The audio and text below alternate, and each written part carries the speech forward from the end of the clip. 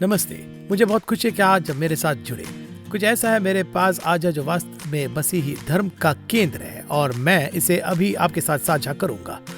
यह उन चीजों में से एक है जो प्रभु के राज्य को आगे बढ़ाता और स्थानीय कलीसिया के रूप में व्यक्तिगत और सामूहिक रूप से हमारे लिए आशीष बनता है। इसलिए यदि आपके पास बाइबल है तो उसे ले और हम एक साथ परमेश्वर के वचन से सीखेंगे। जब आप अपने उद्धारकर्ता यीशु मसीह के साथ भविष्य की ओर चलेंगे तो ये आपकी मदद करेगा और इसे ध्यान से सुनिएगा। हाय, मैं बेलस कॉलनी हूँ। जीवन में हम सब अनिश्चितता देखते हैं, फिर चाहे वो आर्थिक समस्या हो, रिश्ते में दरार हो, स्वास्थ्य समस्या हो या फिर आपके उद्देश्य को जानने की बात हो।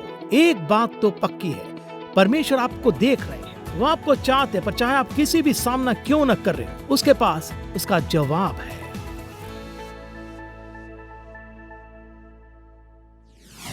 क्या आप वचन के लिए तैयार हैं? ठीक है, मैं शायद यही कोई 40-45 साल पहले कहीं जा रहा था। मुझे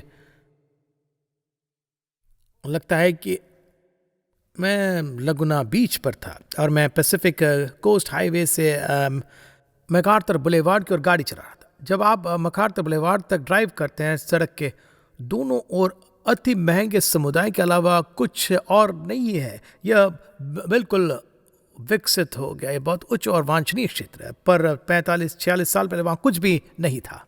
बस 2 लेन का सड़क थी जिसमें कोई स्ट्रीट लाइट नहीं थी। बस अंधेरे में पहाड़ियों से होकर गुजरता था। वहाँ कुछ भी नहीं था। रात के लगभग 11 बजे थे और मेरे ट्रक का पानी का पंप बंद हो गया। मैं सड़क के किनारे खड़े होकर सोचा कि ये क्या मजाक हो रहा है। मैं अंधेरे में बैठा था, बिल्कुल नया विश्वास ही था और मुझे याद है मैंने प्रार्थना की, कहा कि प्रभु, मुझे विश्वास नहीं होता कि आप मुझे इस तरह यहाँ फंसने देंगे। फिर मैंने उनसे कहा, और मुझे ये बातचीत अभी भी याद है, मैंने कहा, प्रभु, अगर अभी हमारी भूमिका उलट जाती तो मैं इस वक्त आपकी मदद करता। जैसे ही मैंने ये कहा तो 2 हेडलाइट्स मेरे ट्रक के पीछे आ रुकी।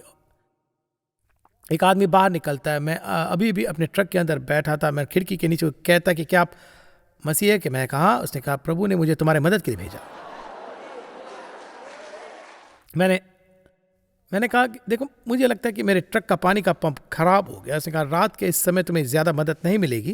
उसने कहा, मेरी मानो, अगर तुम चाहो तो मेरे घर आकर सोफे पर सो सकते हो और कल अपनी गाड़ी ठीक करा सकते हो। मैंने कहा, ज़रूर। हम उसके घर गए। मुझे लगता है कि हमने बचा हुआ एक पिज़्ज़ा खाया और फिर बैठ गए। हमने सुबह करीब 3 बजे तक यीशु के बारे में बात की और मुझे अब भी याद है कि उसने मेरे लिए फिल कीगी का नवीनतम एल्बम सुनाया। इसे कहते हैं, क्या दिन था। अब यदि आप इस तारीख तय करना चाहते हैं तो बस देख ले कि ये एल्बम कब निकला था। और सुबह 3 बजे वो कहता है कि बेलस, मुझे सोना है, मुझे काम पर जाना है 5 बजे, अगले 2 घंटे। और उसने कहा, मेरी मानो तो जब तक चाहो तो तब तक सो जाओ, फ़ोन इस्तेमाल करो और गाड़ी ठीक करने की व्यवस्था करो और फिर अपने आप निकल जाओ। मैंने कहा, ठीक है।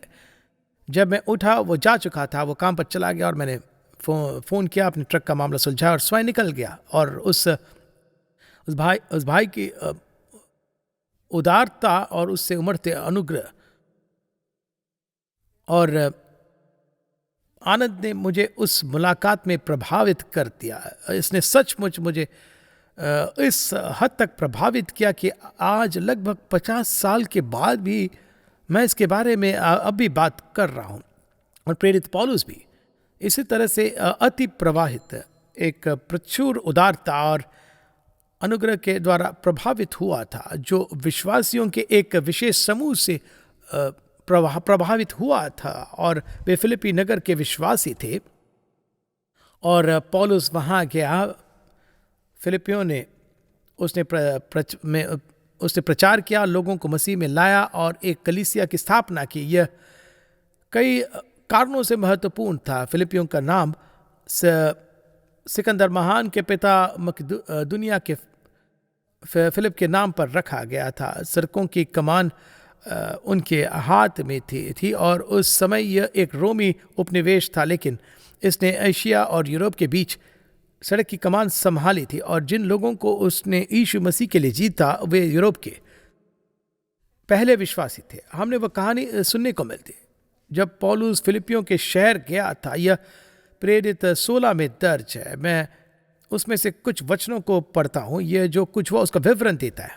और जब हम फिलिपियों की पुस्तक को पढ़ते हैं तो जिन लोगों के बारे में हम बात करते हैं, फिलिपियों की पुस्तक उनके लिए लिखी गई थी। फिलिपियों की पुस्तक प्रेरितों 16 से जुड़ी है। फिर पौलुस कुरिन्थियों की कलीसिया को भी लिखता है और वह फिलिपियों के उदाहरण द्वारा उन्हें उत्साहित करने, चुनौती देने और प्रोत्साहित करने का प्रयास करता है। 2 कुरिन्थियों 8 और 9 में वह उन पर प्रभु की इस कृपा और इन फिलिपियों के ईसाइयों द्वारा दिखाई जाने वाली उदारता के बारे में बात करता है। मैं प्रेरित 16 की कहानी का एक अंश पढ़कर शुरू करना चाहता हूँ और फिर मैं फिलिपियों की किताब और 2 कुरिन्थियों 8 और 9 में जो कुछ हुआ उसके बारे में पौलुस ने क्या कहा इसके बीच आगे पीछे बात करूँगा। हर कोई इससे सहमत है? यदि नहीं हो तो भी मैं ये ही करूँगा। तो आप विद्या दिखाते हुए अपना सिर हाँ में दिखा दे। तो प्रेरित 16 वचन 6 से 10। और वे फ्रूगिया और गलातिया प्रदेशों में से होकर गए, क्योंकि पवित्र आत्मा ने उन्हें आसिया में वचन सुनाने से मना किया। और उन्होंने मूसिया के निकट पहुंचकर बितूनिया में जाना चाहा, परंतु यीशु के आत्मा ने उन्हें जाने न दिया। अतः वे मूसिया से होकर त्रेआस में आए। वहां पौलुस ने रात को एक दर्शन देखा कि एक मकिदुनी पुरुष खड़ा हुआ उससे विनती करके कहता है कि पार उतर कर मकिदुनिया में और हमारी सहायता कर। उसके यह दर्शन देखते ही हमने तुरंत मकिदुनिया जाना चाहा और यह समझकर कि परमेश्वर ने हमें उन्हें सुसमाचार सुना के लिए बुलाया है। कुछ बातें हैं। पहली, वे सिर्फ यह कहकर खाली नहीं बैठे थे कि ठीक है परमेश्वर मेरा मार्गदर्शन करे। ध्यान दीजिए कि वे सक्रिय थे। प्रभु गतिविधि की ओर आकर्षित होते हैं, गति की ओर आकर्षित होते हैं। वो इस जगह पर जाने की कोशिश करते हैं। पवित्र आत्मा कहते हैं नहीं तो उस जगह करते हैं। वे प्रार्थना पूर्वक सक्रिय रूप से प्रभु की योजना और उनके उद्देश्य को खोज करें। तब परमेश्वर ने उनको दिशा निर्देश दिए। और हो सकता है कि आप सोच रहे हो कि मुझे नहीं पता कि क्या करना है। क्या आप कुछ तो कर रहे हैं? क्या आप प्रभु की इच्छा को खोजने का प्रयास कर रहे हैं? क्या प्रभु को खोज रहे हैं? क्या प्रार्थना कर रहे हैं? पूछ रहे हैं कि प्रभु इस दिशा के बारे में, क्या उसके बारे में, क्या प्रभु आपका मार्गदर्शन करेंगे? लेकिन आपको कुछ करने की जरूरत है। ये लोग जो या मकिदुनिया में थे, ये पौलुस का पहला पड़ाव था। वह मकिदुनिया का एक प्रमुख शहर था जिसका मैंने उल्लेख किया था। ये फिलिपी शहर था और आखिरकार उन्होंने अलग अलग पृष्ठभूमि और परिस्थितियों से आए लोगों के एक समूह की मदद की। अब जब मकिदुनिया के ये लोग, जरा सोचे, वे विनती कर रहे थे तो हर कोई कहे कि वे विनती कर रहे थे, आए और हमारी मदद करें, कृपया आए और हमारी मदद करें। मदद की गुहार लगा रहे। लोगों को हम सुसमाचार से बढ़कर कोई सहायता नहीं दे सकते। मैं कल दुकान में था, मैंने कुछ चीज़ें उठाई और जैसे ही मैं पार्किंग स्थल से बाहर निकल रहा था, सड़क पर दुकान के कोने पर एक आदमी बैठा था। वो कुछ लिखा हुआ दिखा रहा था। उसमें बस लिखा था कि भूखा हूँ। मैंने कार सड़क के किनारे लगाए और किराने का कुछ सामान बाहर निकाला और मैंने अभी लिया। फिर मैं गया और उसे वह सामान दिया, लेकिन मैंने उसे यीशु के बारे में बताया। अब सामान तो ठीक था, लेकिन सबसे बड़ी मदद जो मैंने उसे दी वो यीशु के बारे में था। वे मकिदुनिया जाते हैं। फिलिपी नामक इस पहले शहर में वे सुसमाचार का प्रचार करते हैं। नदी के किनारे उद्धार पाने वाली पहली व्यक्ति, उनका नाम था लिडिया नामक एक अमीर महिला थी और वह बैंगनी रंग की विक्रेता थी, जो एक अत्यंत लाभदायक व्यवसाय था। यह ऐसा था रंग का था जिसे राज परिवार द्वारा पहना जाता था। वह यह यूथायरा शहर में से थी। वह बहुत यात्रा कर चुकी थी। वह धनी थी। उसका एक बड़ा घर था। उसके पास एक कर्मचारी थे। उसके पास नौकर चाकर थे, लेकिन वह अंदर से खाली थी। ऐसी स्त्री थी। वह बहुत से लोगों से देखकर सोचते थे कि यार तो अमीर है, इसका कितना बड़ा घर है, पूरी ज्ञात दुनिया घूम चुकी है, उसके पास सब चीज़ें हैं, मुझे ऐसा बनना चाहिए। वह अंदर से खाली थी। कुछ ऐसा था, उसका सारा धन, उसकी यात्राएं, नई जगह है और उसके संपर्क, वो सब कुछ उसे कभी नहीं दे पाए। पौलुस ने उसे सुसमाचार सुनाया और उसने विश्वास किया। उसने बपतिस्मा पाया और उसे पहले का वह खोया हुआ सुराग मिल गया जिसका नाम था यीशु। तब उसके पूरे परिवार ने, पूरे झुंड ने, सारे कर्मचारियों ने, उन सभी ने विश्वास किया। उन सभी ने उद्धार पाया और बपतिस्मा लिया। वे बिल्कुल सामान्य लोग होंगे, न अति अमीर न अति गरीब, ऐसे लोग जिनकी ज़रूरतें पर्याप्त रूप से पूरी होती। वे खलनायक नहीं थे, वे बिल्कुल सामान्य लोग थे, दुनिया के ज़्यादातर लोगों की तरह। ऐसे लोग जिनसे प्रभु प्रेम करते हैं, जिनके लिए मसीह मारे गए, जिनके लिए स्वर्ग संजो कर रखता है, ऐसे लोग जिन्हें स्वर्ग चाहता है कि वे सभी परमेश्वर के राज्य में आए। फिर वहाँ एक दासी थी, बाइबल कहती है वह एक दुष्ट आत्मा के वश में थी, वह भविष्य बताने में सक्षम थी, वह भाग्य पढ़ती थी, लेकिन अपने मालिकों के लिए वो एक वस्तु के अलावा कुछ नहीं थी, बस निचोड़ने और इस्तेमाल करने की चीज, उनके लिए आगे बढ़ने का एक तरीका, पैसे कमाने का एक तरीका। प्रेरित पौलुस ने इस युवा दासी से दुष्ट आत्मा को बाहर निकाला। वह जानती थी कि अंधेरी शैतानी शक्तियों की उस चपेट में आना क्या होता है। वह जानती थी कि एक दुष्ट आत्मा द्वारा नियंत्रित होना क्या होता है, और वह आज़ाद हो गई, और पूरा यकीन है कि वह उस विश्वासी दुनिया समुदाय का हिस्सा बन गई। अब उसके स्वामी, उसके मालिक बहुत नाराज थे, क्योंकि अब उनके लाभ का साधन खत्म हो गया था। तो वे पौलुस और सिलास को नगर के चौक में खींच लाए। वे उन पर तरह तरह के आरोप लगाते हैं और उन्हें बेरहमी से पीटा जाता है। तब नगर के पुरनिये उन्हें जेलर के पास ले जाकर कहते, देखो इन्हें सबसे भीतरी कारागार में डाल दो, इन्हें भागने न देना। फिर कहानी में हमारा अगला किरदार आता है, ये फिलिपियों का वो जेलर, वो एक बुजुर्ग पूर्व रोमी सैनिक होगा। ये आदमी जिसने काफ़ी लड़ाइयाँ देखी और इतना नरसंहार झेला होगा कि वह निर्दय हो चुका और कठोर हो चुका। वो उन लोगों को ले गया जिन्हें बुरी तरह से पीटा गया, और उसने उनके पैरों को उस आंतरिक अंधेरी जेल में एक में बंद कर दिया, और उनके घावों की बिल्कुल परवाह नहीं। और वह आगे क्या करता है? वह सोने चला जाता है। निर्दयी और लापरवाह, मानवीय पीड़ा से अविचल, और एकमात्र चीज जिस उससे जगह के वो भूकंप था।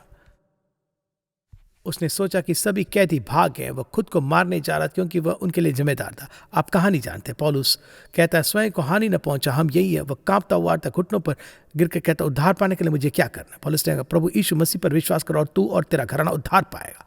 यह निर्दयी और कठोर और बूढ़ा रोमी सैनिक अब अपने परिवार के साथ भोजन करने के लिए पौलुस और सिलास को अपने घर लाता है। वह प्यार से उनके घावों की देखभाल करता है, और उसके परिवार ने उसमें एक अद्भुत परिवर्तन देखा होगा। जैसे कई बार होता है, परिवार का एक सदस्य उद्धार पाता है, एक के पीछे एक सब उसके पीछे हो लेते। उनके परिवार के बाकी सदस्य भी परमेश्वर के राज्य में आगे, उन सभी ने यीशु पर विश्वास किया और उन सभी ने बपतिस्मा पाया। अब ये लोग जिनके बारे में हम बात कर रहे हैं, लीडिया, उसका परिवार दुष्ट आत्माओं से ग्रसित, वह छोटी सी लड़की जेलर और उसका परिवार, ये सभी फिलिपियों की कलीसिया उसके नए सदस्य थे। जब आप फिलिपियों की पुस्तक पढ़ेंगे तो वे वही है जिनके लिए ये पुस्तक लिखी गई थी। अब निश्चित रूप से कलीसिया का विकास हुआ क्योंकि फिलिपियों की पुस्तक में अध्यक्ष और सेवकों का उल्लेख किया गया। कलीसिया में कई अगुओं के नाम बताए गए, लेकिन जिन लोगों के बारे में मैंने अभी बात की, वे वो मूल तत्व है जिनसे बाकी सब कुछ विकसित हुआ है। वे हर चीज के आरंभ में थे। अब वे वही थे जो पौलुस के दर्शन में मकिदुनिया के उस व्यक्ति द्वारा दर्शाए गए थे जो विनती कर रहे थे, मकिदुनिया आए और हमारी मदद करे। यह उनका प्रतिनिधि था। उन्होंने कहा कि आए और हमारी मदद करें। पौलुस ने वहां एक कलीसिया की स्थापना की और फिर वह वहां से आगे बढ़कर थिस्सलुनीके चला गया। फिर वह बेरिया और मकदूनिया के अन्य शहरों में जाता है, वह एथेंस और फिर कुरिन्थियों को जाता है और फिर उन सभी क्षेत्रों में सुसमाचार का प्रचार करता है। उससे इन सभी क्षेत्रों में जाने और प्रचार करने के लिए संसाधन कहाँ से मिला? फिलिपियों की इस छोटे से निवोदित कलीसिया से, जेलर और उसके परिवार से, और लीडिया से, उसके परिवार से, उसके कर्मचारियों से, उस छोटी सी लड़की से जिसे दुष्ट आत्माओं से मुक्ति मिली थी। पौलुस क्या कहता है सुनिए, फिलिपियों 4:15-16 कहे कि हे फिलिपियों, तुम आप भी जानते हो कि सुसमाचार प्रचार के आरंभ में जब मैंने मकदूनिया से कूच किया तब तुम्हें छोड़ और किसी कलीसिया ने लेने देने के विषय में मेरी सहायता नहीं की। इस प्रकार जब मैं थिस्सलुनीके में था तब भी तुमने मेरी घटी पूरी करने के लिए एक बार क्या वरन 2 बार कुछ भेजा था। कुरिन्थियों को लिखते हुए पौलुस कुरिन्थियों 11:9 में उनके बारे में कहता है कि और जब तुम्हारे साथ था और तो मुझे घटी हुई तो मैंने किसी पर भार नहीं ढाला, क्योंकि भाइयों ने मकिदुनिया से आकर मेरी घटी को पूरी की और मैंने हर बात में अपने आप को तुम पर भार बनने से रोका और रोके रहूंगा। दरअसल फिलिप्पी 1:5 को सुनिए, ये बहुत ही सुंदर कलीसिया को लिख रहा है जिनके बारे में हमने बात की।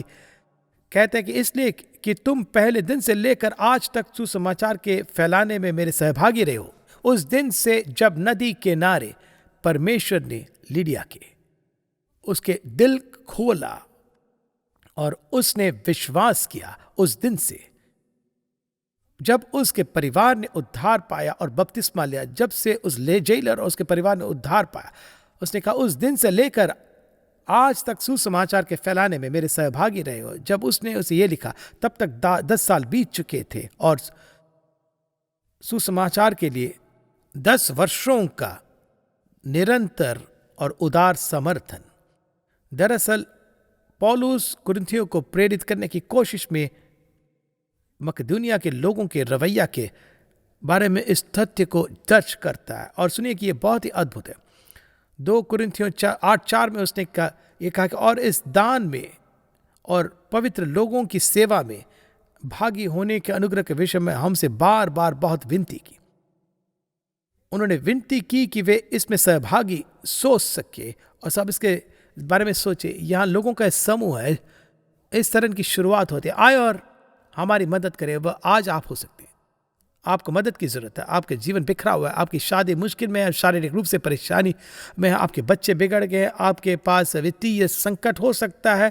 तो सुनिए, प्रभु आपकी सहायता करना चाहते, आपकी मदद करना चाहते। यदि आप परेशान हैं तो उनके पास शांति है, यदि आप अंधकार में हैं तो आपको दिशा निर्देश की जरूरत है तो उनके पास ये है, और यदि आप बीमार हैं तो उनके पास उपचार है, यदि आप उत्पीड़ित है तो उनके पास स्वतंत्रता है, यदि आप खोए हुए हैं तो उनके पास उद्धार है। परमेश्वर मदद कर सकते हैं। यदि आप इस स्थान में तो दुखी ना हो, शायद आज आप घर में हो, आप सुन रहे हो और वह आप ही हो, शायद आप किसी से मदद की गुहार लगा रहे हो, कोई बात नहीं, परमेश्वर आपकी सहायता जरूर करेंगे। ये यहाँ एक फिलिपी, वे मदद के लिए रो रहे हैं, वे मदद की गुहार लगा रहे हैं, अब वे आगे बढ़ चुके और विनती कर रहे हैं, कृपया हमें किसी की मदद करने दे, कृपया हमें मदद करने दें। हम किसी की मदद करने का सौभाग्य चाहते हैं। आप मदद प्राप्त करने से मदद करने की ओर कैसे बढ़ते हैं, वही परमेश्वर हमसे प्रत्येक को ले जाना चाहते हैं। यदि आप मदद प्राप्त करने की स्थिति में तो कोई बात नहीं, लेकिन प्रभु आपको मदद करने की स्थिति में लाना चाहते हैं तो प्रभु आपको उद्धार पाने से दूसरों तक ये संदेश पहुंचाने वाला बनाना चाहते हैं। आपको ऊपर उठाने से किसी और को ऊपर उठाने वाला बनाना चाहते हैं। आपको टूटकर बिखरे हुए से लेकर किसी और के जीवन में अपने प्रेम, आशीष और पुनर्स्थापन का हाथ बनाना चाहते हैं। हमें मेरी मदद करो से बढ़कर कृपया मुझे मदद करने की ओर हमें जाना है। और फिर भी आप यदि अभी हम मेरी सहायता करो की श्रेणी में है तो कोई बात नहीं। प्रिय मित्र, आपको एहसास होना चाहिए कि प्रभु आपको मुझे मदद करने दो की श्रेणी में लाना चाहते हैं। वे आपको इस तरह का इंसान बनाना चाहते हैं। तो ठीक है, ये परिवर्तन कैसे हुआ? वे कृपया हमारी मदद करें से कृपया हमें मदद करने दें की ओर कैसे बढ़ें। सबसे पहले एक परिवर्तन घटित हुआ क्योंकि जिस क्षण उन्होंने मसीह को ग्रहण किया वे पूरी तरह इसके प्रति समर्पित हो गए। यह उनके लिए सप्ताह में केवल एक दिन की प्रतिबद्धता नहीं थी। यदि आप इसे केवल रविवार को करते तो मसीहत काम नहीं करती। ये बिल्कुल भी इस तरह से काम नहीं करती। वे पूरी तरह समर्पित हो गए। पौलुस उनके बारे में यह लिखता है 2 कुरिन्थियों 8:5 में, कहा कि और जैसी हमने आशा की थी वैसे ही नहीं, वरन उन्होंने प्रभु को फिर परमेश्वर की इच्छा से हमको भी अपने आप को दे दिया। वे पूरी तरह प्रभु को समर्पित हो गए। तब प्रभु ने उन्हें पौलुस और उसकी सेवकाई का समर्थन करने का निर्देश दिया। जब हमारा संपूर्ण हृदय उनका हो जाता है तो हमारा समय, हमारी निधि, हमारी प्रतिभाएं स्वतः उनका बन जाता है। मैं फिर से कहता हूं, जब हमारा संपूर्ण हृदय उनका हो जाता है तो स्वतः बिना किसी सवाल के हमारी प्रतिभाएं, हमारी निधि और हमारा समय उनका हो जाता है। मैं कई वर्ष पहले वियना ऑस्ट्रिया में प्रचार कर रहा था। वो कमरा खचाखच भरा हुआ था और अपने संदेश के अंत में मैंने एक निमंत्रण दिया। मैंने उन लोगों को आगे बढ़ने का निमंत्रण दिया जो मसीह को अपना जीवन देना चाहते। उस छोटी सी कलीसिया के सामने का भाग लोगों से भर गया। उनमें वियना के प्रमुख ओपेरा गायकों में से एक था। ऑस्ट्रिया में ओपेरा एक बड़ी चीज है और वास्तव में दुनिया के प्रमुख सबसे प्रसिद्ध सबसे सम्मानित ओपेरा हाउसों में से एक वियना में पाया जाता है। एक प्रमुख ओपेरा गायिका आई और उसने उस रात यीशु मसीह को अपना जीवन दे दिया। वहाँ एक और महिला थी। इतने साल बाद भी मुझे याद है कि वो उसके बगल में उस 2 बच्चे के साथ भीड़ में खड़ी थी। मेरा ध्यान उस पर आकर्षित हुआ। यदि आप कभी वियना गए हैं तो आपको मालूम होगा कि वहाँ सड़क पर बिछी पटरियों पर ट्रॉलियाँ चलती है। कलीसिया के ठीक बाहर ये बिछी थी और सभा से पहले एक ट्रॉली कलीसिया के सामने खराब हो गए थे। इमारत में लोग आ रहे हैं। ट्रॉली पर एक वेश्या अपने 2 बच्चों के साथ थी। बच्चों में से एक ने कहा कि माँ मुझे बाथरूम जाना है। उसने इन लोगों को अंदर लाते देखा। वह पूछने ले आई कि क्या उसे बच्चे बाथरूम इस्तेमाल करते। निश्चित रूप से लोगों ने कहा हाँ, और उसने रुकने का फैसला किया। उसने सुसमाचार सुना, उसने प्रत्युत्तर दिया और आगे आकर यीशु का अपना जीवन दिया। 1 वर्ष बाद, लगभग 12 महीने बाद उसी कलीसिया में एक बैठक आयोजित कर रहा था। अंदाजा लगाएं कि आराधना का नेतृत्व कौन कर रही थी। वो ओपेरा गायिका, वही आराधना की अगुआ थी। मेरे पास एक संसाधनों के लिए एक मेज थी जिसमें किताबें और सभी प्रकार की चीजें थी। अनुमान लगा कि उन्होंने उसका संचालन किसने किया, किसने उसे नियुक्त किया। इस पूर्व वेश्या को जिसने अपना जीवन यीशु को दे दिया था। इन दोनों ने उद्धार पाया, कलीसिया के सदस्य बने और उनके पास जो कुछ था उन्होंने यीशु को दिया। उन्होंने सब कुछ समर्पित कर दिया और परमेश्वर चाहते कि आप भी सब कुछ दें। दूसरी बात, परिवर्तन आया अब, क्योंकि उन पर परमेश्वर की विशेष कृपा हुई थी। उन पर प्रभु की विशेष कृपा थी। सुनिए 2 कुरिन्थियों 8:1-4। अब हे भाइयों, हम तुम्हें परमेश्वर के उस अनुग्रह का समाचार देते हैं जो मकदूनिया की कलीसियों पर हुआ, कि क्लेश की बड़ी परीक्षा में उनके बड़े आनंद और भारी कंगालपन के बढ़ जाने से उनकी उदारता बहुत बढ़ गई। और उनके विषय में मेरी ये गवाही है कि उन्होंने अपनी सामर्थ्य भर वरन सामर्थ्य से भी बाहर मन से दिया और इस दान में और पवित्र लोगों की सेवा में भागी होने के अनुग्रह के विषय में हमसे बार बार बहुत विनती की।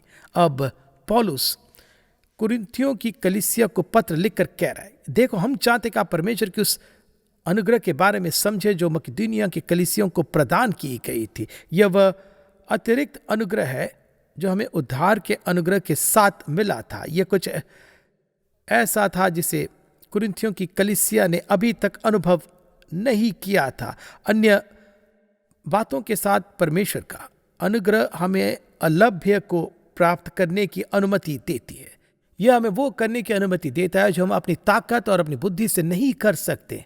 दरअसल क्या आपने आयत 3 में ध्यान दिया? उसने कहा देखो तुम्हें परमेश्वर से उस अनुग्रह को समझने की जरूरत है जो उसने मकिदुनिया के इस कलीसिया को दिया था। उन्होंने कहा कि उन्होंने अपनी सामर्थ्य और वरन सामर्थ्य से भी बाहर मन से दिया। कि ऐसा कैसे हो सकता है? अनुग्रह, आप अपनी क्षमता की सीमा तक जा सकते हैं, आप और कुछ नहीं कर पाएंगे, आप एक और कदम नहीं उठा पाएंगे, आपके पास और सामर्थ्य नहीं होगा, जीवन आपका ना रहेगा, आपकी कोई बुद्धि नहीं रहेगी, आप परमेश्वर का अनुग्रह आपको अपनी योग्यता से परे ले जाएगी। वे सामर्थ्य की सीमा तक गए और अनुग्रह उन्हें उनके सामर्थ्य की सीमा के पर ले गए। अब ये केवल प्रभु की संप्रभुता का कोई कार्य नहीं था कि यह उन्हें प्रदान किया गया। परमेश्वर के अनुग्रह का यह आश्चर्यजनक कार्य उनके अपने चुनाव से हुआ था। पौलुस अब कुरिन्थियों को भी वही विकल्प चुनने के लिए प्रोत्साहित कर रहा है। सुनिए कि वचन 6-7 में वो क्या कहते हैं। इसलिए हमने तीतुस को समझाया कि जैसा उसने पहले आरंभ किया था वैसा ही तुम्हारे बीच में इस दान के काम को पूरा भी कर ले। पर जैसे हर बात में अर्थात विश्वास, वचन और ज्ञान और सब प्रकार के यत्न में और उस प्रेम में जो हमसे रखते हो बढ़ते जाते हो, वैसे ही इस दान के काम में भी बढ़ते जाओ। और परमेश्वर की आत्मा का ये प्रभाव जो आपको ये सब प्राप्त करने की अनुमति देता है जिसे आप स्वयं नहीं कर सकते, आपको अपनी क्षमता से परे जाने की अनुमति देता। हम चाहते हैं कि तुम भी इस अनुग्रह में प्रवेश करो कि तुम भी सही वही निर्णय जो उन्होंने लिया था। वचन 7 में इस पर विचार करें। कहे कि देखो तुम इन सब वस्तुओं से भरपूर हो, तुम विश्वास में प्रचुर हो, अच्छी बात है। तुम वाणी में निपुण हो, तुम में ज्ञान प्रचुर मात्रा में, तुम में परिश्रम प्रचुर मात्रा में, तुम में प्रेम प्रचुर मात्रा में। कुरिन्थियों 1:7 में उसने कहा किसी वरदान में तुम्हें घटी नहीं। और फिर भी उन्होंने इसका अनुभव नहीं किया तो उनके पास प्रभु का अनुग्रह नहीं था जो मकिदुनिया के ईसाइयों की तरह उनके जीवन में काम कर रहे थे। उनमें एक अंतर था। अब कुछ घटित होता है जब हम परमेश्वर को प्रत्युत्तर देने और सब कुछ स्वीकारने का निर्णय लेते हैं, और जब कहते हैं हे परमेश्वर मेरी निधिया, मेरा समय, प्रतिभा सब आपके। आप में से कुछ को याद होगा कि तूफान कैटरीना के बाद हमने सर्विस इंटरनेशनल के साथ मिलकर काम किया था। यह सेंट लुई फैमिली चर्च की एक सेवकाई थी। हमारे अच्छे दोस्त जेफ और पैट्सी पेरी और कलीसिया के पादरी, हमने 2 साल साथ काम किया। हमने कॉटनवुड से टीम भेजी, हमने 40 टीमें भेजी, यहाँ 14 नहीं, ये 38, 39, 40 थे। 2 वर्षों में सचमुच मुझे लगता है कि उन टीमों में कॉटनवुड से कई हज़ार लोग गए। 2 सालों में हमने 700 घरों का पुनर्निर्माण किया, और हमने उसे 2 साल की अवधि के दौरान 7 कलीसियों का पुनर्निर्माण किया। और एक महिला थी, वह आकर मुझसे बात करने लगी। वह बड़े पैमाने में इसमें शामिल थी, अपने घर खो चुके लोगों की मदद करने और नष्ट हो चुके कलीसिया की मदद करनी थी। इस आउटरीच में उसने बहुत धन लगाया था, फिर वह स्वयं शामिल हो गई। मुझे लगता है कि वह खुद 2 बार गई और काम में हाथ बटाया। और एक दिन दरअसल मैं वहीं पीछे खड़ा था, उसने मुझे बुलाया और कहा कि पासवान मुझे कुछ हो गया है। मैंने कहा कि क्या हुआ? कहा कि मैं कभी भी पहले जैसी नहीं रहूँगी। कहा कि जब मैंने इसमें पूरी तरह से शामिल होने का फैसला किया और मैं इस पर शामिल हुई, उसने कहा इसने मुझे बदल दिया, मैं उसकी बातें कभी नहीं भूलूंगा। उसने कहा कि ये ऐसा है जैसे मैंने अपना पूरा जीवन काले और सफ़ेद रंग में बिताया और अचानक सब कुछ रंगीन हो गया। उसे क्या हुआ था? वह प्रचुर अनुग्रह से घिरी गई थी। वह उसी प्रचुर आनंद से घिरी गई थी जो परमेश्वर ने उन मकदूनिया के विश्वासियों को दिया था। देखिए, मेरा मानना है कि एक विश्वासी के लिए उदारता प्राकृतिक शरीर का सांस लेने के समान है। आप बस उसे करते रहते हैं। मैं सांस लेता हूँ, सांस छोड़ता हूँ, और उदार होना उतना ही स्वाभाविक है जितना सांस लेना और सांस छोड़ना है। यह वही है जो विश्वासी करते हैं। हमारे स्वर्गीय पिता ब्रह्मांड में सबसे उदार व्यक्ति हैं। उन्होंने हमसे इतना प्रेम किया कि उन्होंने अपना इकलौता पुत्र दे दिया, और उनका स्वभाव हमें उनके संतान के रूप में प्रदान किया गया। उदारता तो हमारा स्वभाव है। यह सांस लेने जितना उतना ही सामान्य है। यह श्वास लेने समान अचेतन होना चाहिए। यह हमारा वजूद है, हमारा कार्य है। यह परमेश्वर के अनुग्रह का कार्य है। यह दूसरों पर अनुग्रह लाता है, यह हम पर अनुग्रह लाता है। हम अपने स्वर्गीय पिता की तरह कार्य करें। और मैं प्रार्थना करता हूं कि आप उन बातों का अभ्यास करें जो आपने आज वचन से सुनी हो। यदि आप ऐसा करते हैं तो आप दूसरों के लिए एक आशीष बनेगा और स्वयं भी आशीष प्राप्त करेंगे। आंसर्स विद बिल एस्कोनली देखने के लिए आपका धन्यवाद।